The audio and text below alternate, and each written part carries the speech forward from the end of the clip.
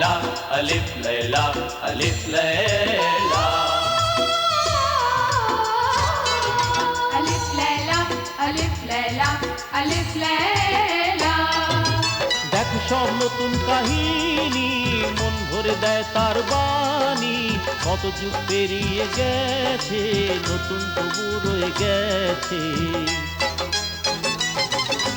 পরিদের ধরে এনেছে দিনকেও বেঁধে রেখেছে এতে আছে শক্তি এত সব মনে করে রাজত্ব। আলিফ লায়লা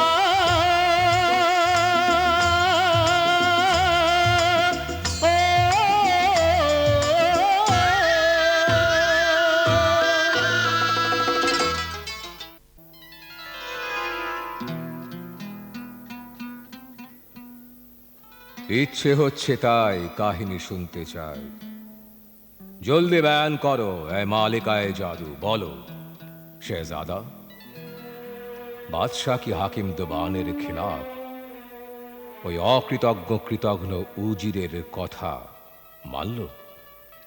ও আমার কদরদান সত্তা শেহনশাহ এই কথা তো সুরাইতে কয়েক জিন জেলেকে জিজ্ঞেস করলো। তাহলে কি বাদশাহ উজিরের কথা মেনে নিয়েছিল? না, যখন উজির দেখল যে বাদশাহ দিল থেকে হাকিম দোবানের প্রতি আন্তরিকতা ভদ্রতা ভালোবাসা আর সততার কথা বার করা যাবে না তখন সে তার কুকর্মের সাথেই হাকিমদের ডেকে এনে তাদের সাথে এক চক্রান্ত করল।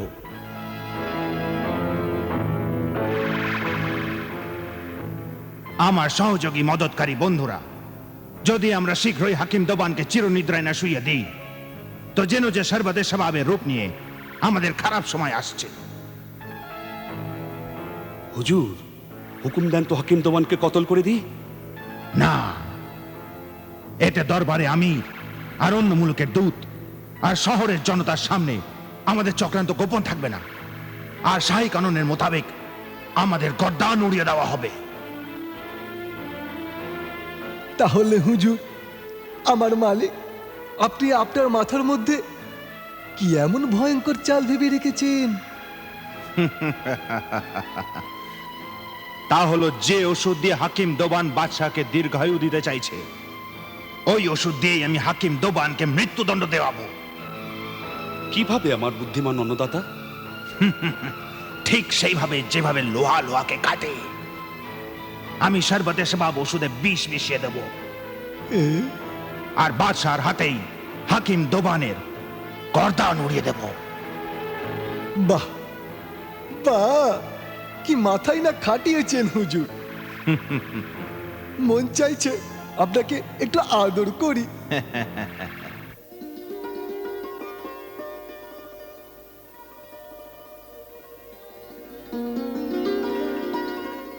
জানাব মনভোলা হাকিম দোবান, এই ওষুধের সঙ্গে ইস তো অনেক হলো, এখন পেটের সঙ্গে একটু ইস করে নিন। চলুন অন্দরে, খানা ঠান্ডা হয়ে যাচ্ছে। আমার পেয়ারি পেয়ারি বেগম, এবার তুমি যাও আর আমার ভাগের খানাও খেয়ে নাও, তাহলেই আমার পেট ভরে যাবে। এমন আবার কি ওষুধ বানাচ্ছেন যার জন্য আপনি বিবি বাচ্চা খানা পিনা সবকিছু ভুলে বসেছেন? বাস এই জেনে নাও, আবে হায়াতের মতন এই শরবতে সবাব এটাকে পান করলে বাদশাহ জওয়ান হয়ে যাবেন।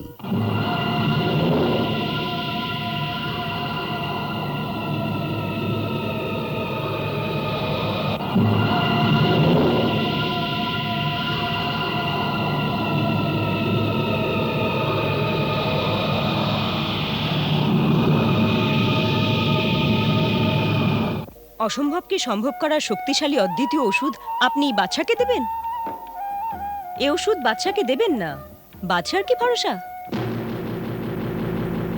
ওনার মেজাজ তো আবহাওয়ার মতো বদলাতে থাকে।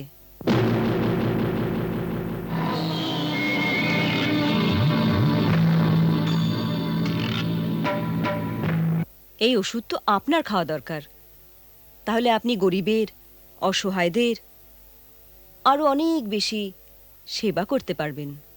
না বেগম, বাদশাহ আমায় সম্মান দিয়েছেন, আমার কদর করেছেন, দৌলত দিয়েছেন, যার বদলে আমি গরিবদের চিকিৎসা করবার জন্য হাসপাতাল বানিয়েছি। উনি আমায় এত পেয়ার দিয়েছেন, আমি ওনার এই ঋণ এমনি করেই চুকাতে পারি। কৃতজ্ঞতা তো তুমি চুকিয়ে দিয়েছই আমার ফরিস্তা সম সৎ স্বামী। ওর লাইলাজ বিমারি সারিয়ে দিয়েছ। তোমার ইউনানি সাধনা আর চিকিৎসার মোকাবেলায় ওর দৌলত আর ইনাম তো কিছুই নয় আমার সরতাজ। সুস্বাস্থ্যের মূল্য তো কেবল অসুস্থ রোগী বুঝতে পারে। হ্যাঁ বেগম, তুমি সত্যি কথা বলছো। সুস্বাস্থ্যের মূল্য তো কোনো অসুস্থ লোকই বুঝতে পারে। খোদার দেয়াই শরীর মস্ত বড় দান। আমার মন চাইছে যে আমি বাদশাহ আর উজির দুজনকেই ওষুধ খাইয়ে হামেশার মতো জোয়ান করে দিই, ওদের আয়ু দীর্ঘ হয়ে যাক, আর ওরা নিজের রাজত্বের লোকের যতদূর সম্ভব খিদমত করতে থাকুক। সুবহান আল্লাহ, আপনার দিলের ভেতরে কত উদার মনোবৃত্তি আছে। না বেগম, এই ওষুধও তৈরি হয়ে গেল। এই খুশিতে আমি এখন তোমার সঙ্গে খানা খাবো, তারপর ওষুধ নিয়ে বাদশার কাছে যাব। শুনেছি বাদশাহ আমার সম্বর্ধনার জন্যে বিরাট আয়োজন করেছেন। আচ্ছা, চলুন।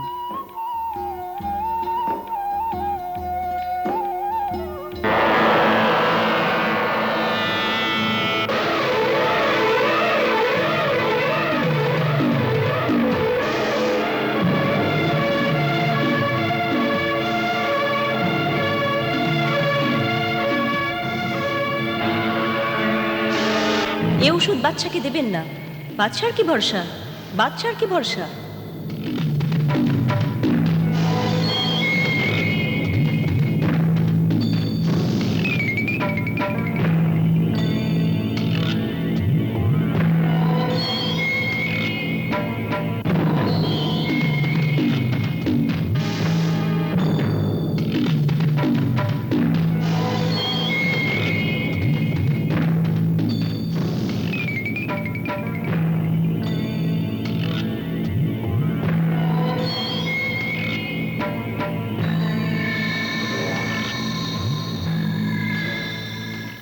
शाही खिताबधारी मसीहुज़्ज़मा लोकमाने न्याय शाही हकीम ज्ञानी हकीम तबीब कामिल हकीम दोबान दरबारेर ऐतिह्य जुमानेर बादशाहर दरबारे तशरीफ निये आसछे।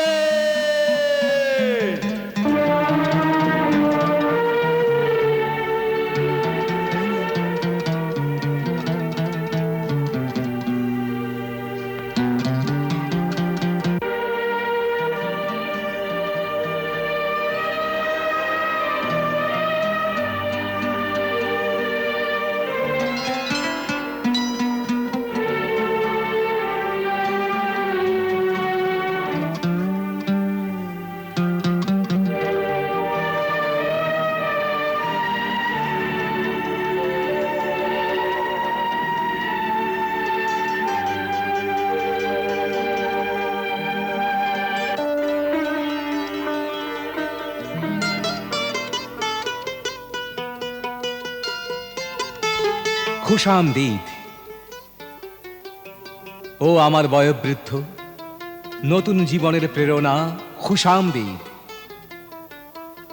ও খালিকে শাবাব, দেখো খুশিতে আমার আনন্দাশ্রু বয়ে চলেছে।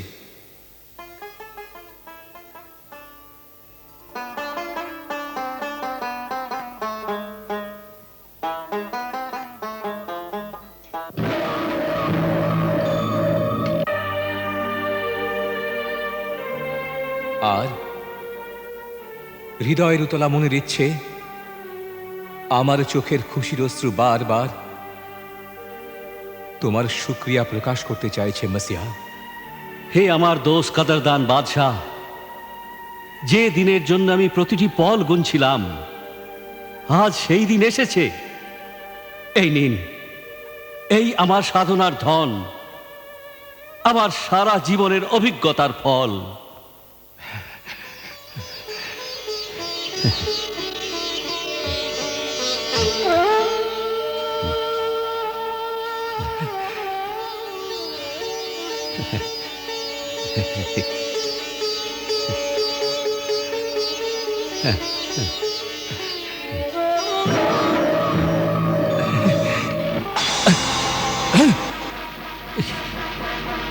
আলম্পনা, আলম্পনা, খোদার দোহাই শুনুন, খোদার দোহাই, এটা খাবেন না, এর মধ্যে বিষ আছে, ষড়যন্ত্র, ধোঁকা এটা।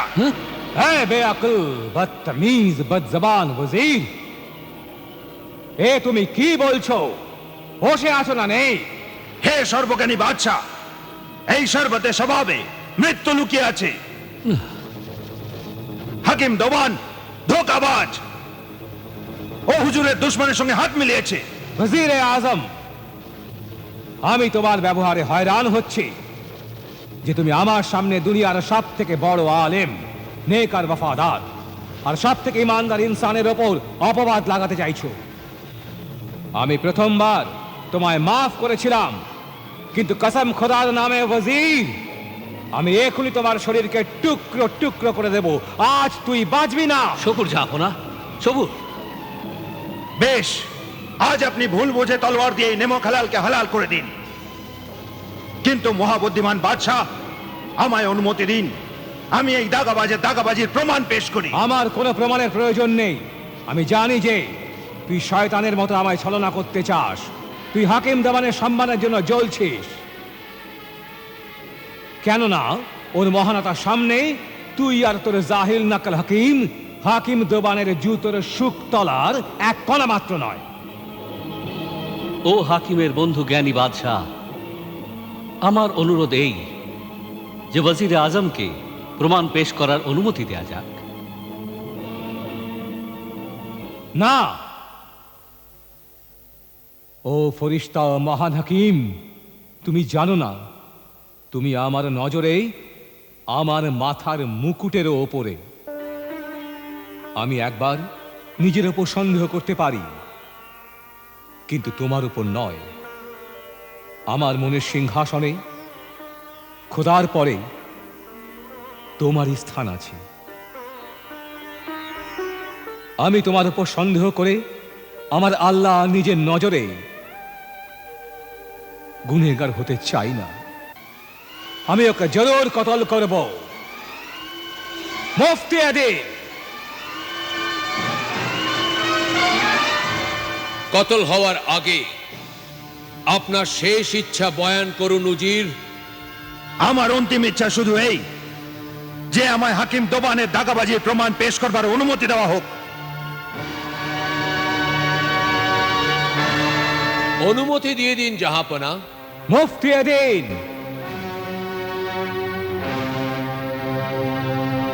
শাহী কানুনের মোতাবেক শাহী ব্যবস্থায় শেষ ইচ্ছা পূরণ করবার রীতি আছে জাহাপনা।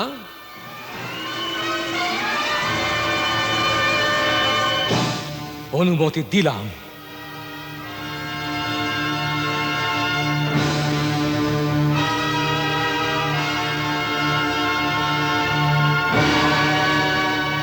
গোলামে খাস হাজির হও।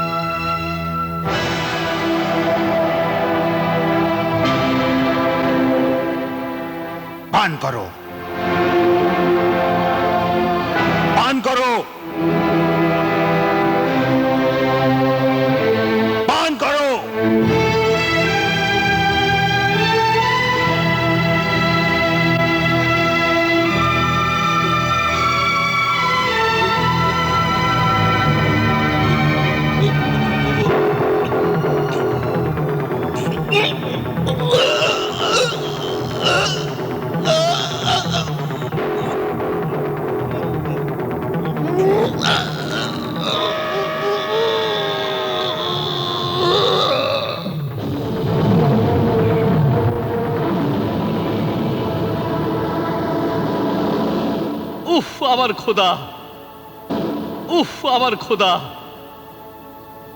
এ কি?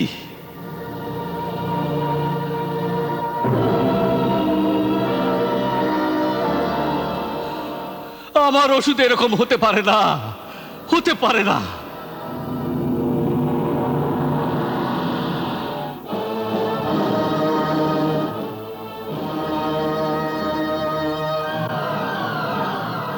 আমার মহাপ্রিয় বাদশাহ সালামত, সম্মানীয় ধর্মাচার্য, মাননীয় ওমরাগঞ্জ যারা দরবারে হাজির, আপনারা সবাই দেখেছেন যে বিষ এত ভয়ঙ্কর ছিল যে গোলামের শরীর কালো হয়ে গেল।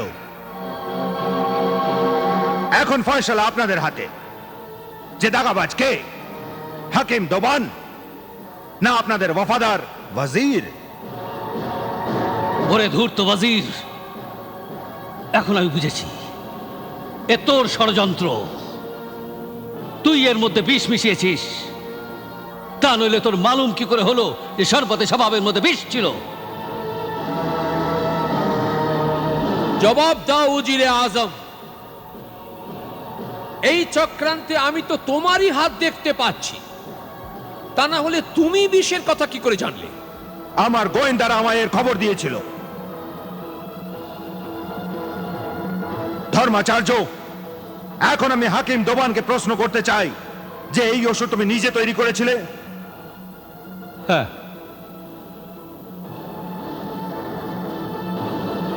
এই ওষুধ বানানো থেকে এখানে আনা পর্যন্ত আর কোন লোক এতে হাত লাগিয়েছিল? না। তো এতে সাফ জানা যাচ্ছে যে তুমি বাদশাহ সালামতকে বিষ দিতে চেয়েছিলে।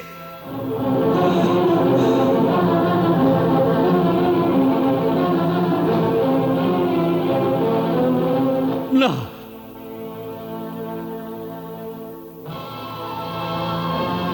কিন্তু এখন আমার সন্দেহ হচ্ছে, যখন আমি বেগমের সঙ্গে ভেতরে খানা খেতে যাই, ওই সময় কেউ আমার কাজের ঘরের অন্দরে এসে এই ওষুধে বিষ মিশিয়ে দিয়েছে। হাকিম দোবান, এ বড় বেয়ারা বাহানা যা প্রমাণের সামনে টেকে না। ও হুজুর বাদশাহ সালামত, কখনো কখনো চোখে দেখা আর কানে শোনা বাত ঝুট হয়ে যায়।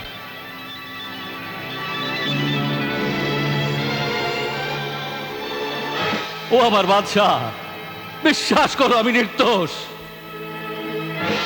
এখন আমার বিশ্বাস দৃঢ় হলো তুই ফরিস্তার ছদ্মবেশে এক শয়তান, তুই মসিহার বেশে মৃত্যুর সওদাগর,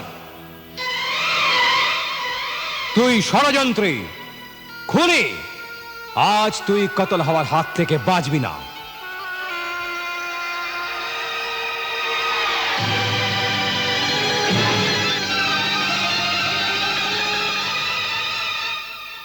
ইয়া আল্লাহ, আমার খোদা,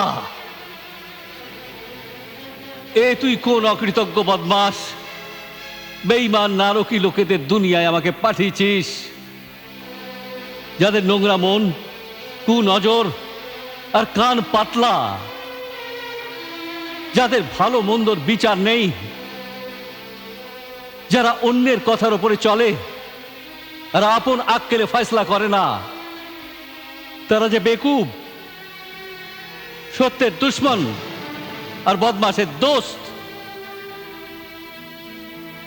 আমি যে লোকেদের সুস্বাস্থ্য আর লম্বা আয়ুর জন্যে আবে হায়াত বানাচ্ছিলাম, তারাই আমার মৃত্যুর পরোয়ানা পাঠিয়ে দিল। খামোশ দাগাবাজ! জল্লাদ!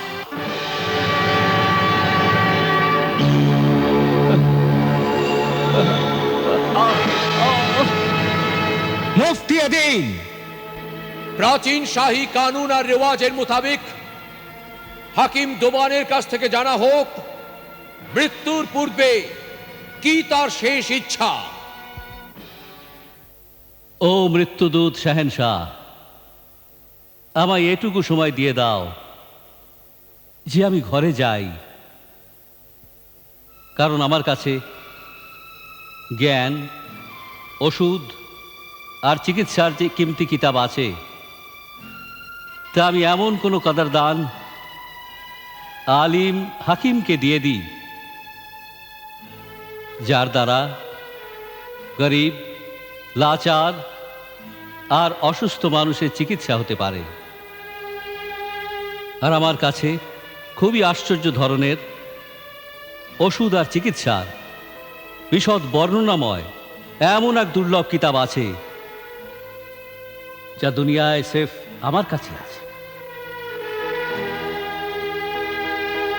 আর হুজুর, সেই কিতাব আমি আপনাকে বিশেষ উপহার, আমার শেষ স্মৃতিচিহ্ন, আমার যোগ্যতার স্মারক হিসেবে দিতে চাইছি।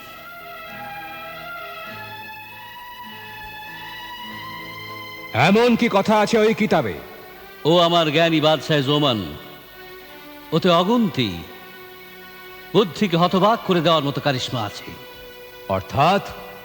উদাহরণস্বরূপ এক খাস কারিশমা এই যে, যখন হুজুর আমার মাথা কেটে ফেলবেন আর আমার কাটা মাথাকে যদি ওই কিতাবের উপর রেখে দেন তো খুন বন্ধ হয়ে যাবে। তারপর হুজুর ওই কিতাবে 7 নম্বর অধ্যায় খুলে বাঁ দিকের পাতা 7 নম্বর পংক্তি পড়ে যদি কোনো সওয়াল করেন তো তার জবাব আমার কেটে ফেলা মাথা দেবে। জবাব? কাটা মাথা দেবে? কেটে ফেলা মাথা জবাব দেবে? জবাব কাটা মাথা দেবে? কাটা মাথা জবাব দেবে? তাজ্জব, কাটা মাথা জবাব দেবে? अलिफ लैला अलिफ लैला अलिफ लैला अलिफ लैला अलिफ लैला अलिफ लैला अलिफ